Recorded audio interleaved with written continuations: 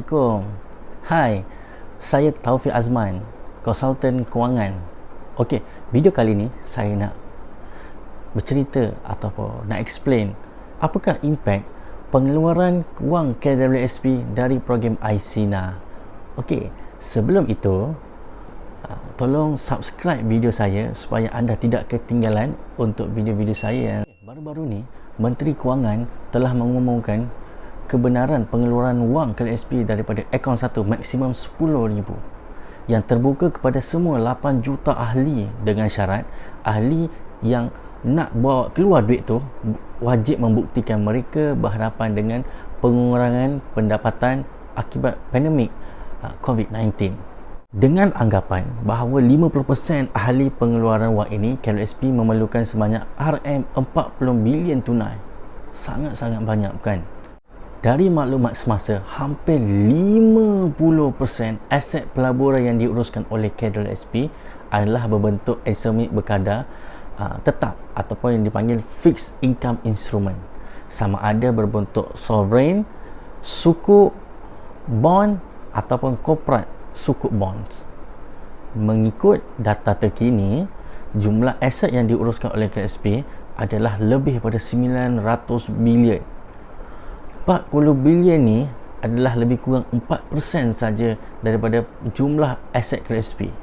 Oleh itu, KWSP perlu mencairkan duit 40 bilion ini, instrumen ini, di pasaran modal bagi mendapatkan tunai.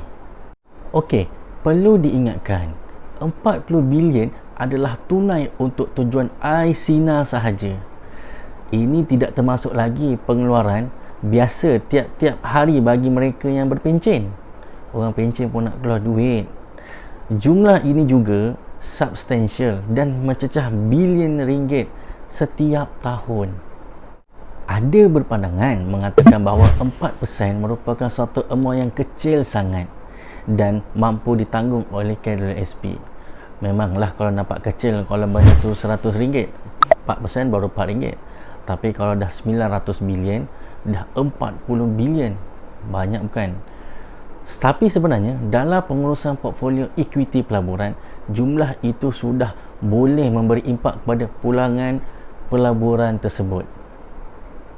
So, bagaimana? Ini adalah kerana KWSP perlu menjual instrumen yang mempunyai kadar hasil yang tinggi untuk mendapatkan wang tunai tersebut. Kalau ada untung, bolehlah jual di pasaran saham. Sebagai contoh ya, apabila KWSP melanggan sesebuah bond pada face value RM100,000, sebagai contoh kita ambil RM100,000 dengan kadar 3%, setahun semasa kadar OPR pada 3%, KWSP akan menerima 3,000 kupon setiap tahun sebagai pendapatan pelaburan KWSP. Apabila BNM dah menurunkan kadar OPR pada kadar 1.75%, KWSP akan tetap menerima 3,000 setahun kerana kadar kupon tidak berubah.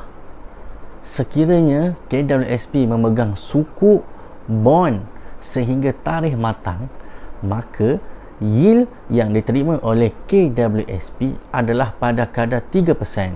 Ini kita contoh pengiraan simple-simple dengan anggapan all other things remain the same. Tetapi KWSP ingin mencairkan instrumen ini bagi mendapatkan tunai. KWSP perlu menjual bond sukuk di pasaran modal. Jumlah keuntungan dan hasil yang bakal diterima oleh KWSP akan bergantung kepada harga pasaran berdasarkan supply and demand. Kalau ada demand nak membeli, bolehlah KWSP menjual. Kalau tak ada yang nak beli, agak-agak KWSP nak jual ke? So, impak yang lebih utama apabila KWSP ingin melaburkan semula wang tunai yang diterima pada masa akan datang. Apabila KWSP menerima duit caruman bagi menggantikan semula pengeluaran awal ini, KWSP perlu melaburkan semula wang tersebut. Sekiranya KWSP mahu membeli suku ataupun bond yang sama, iaitu bond yang memberikan 3% kupon rate, KLSP sudah tidak boleh membeli aset tersebut dengan harga asal iaitu 100,000. Sebab apa?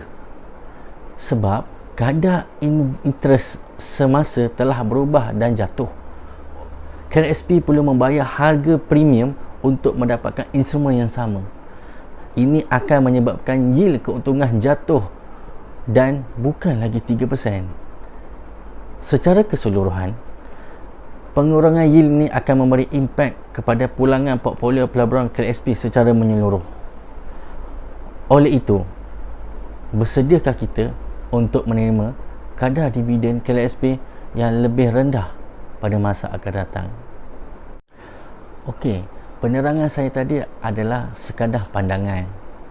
So, jika anda suka dan rasa info yang saya berikan bermanfaat, share kepada kenalan-kenalan anda yang berhampiran.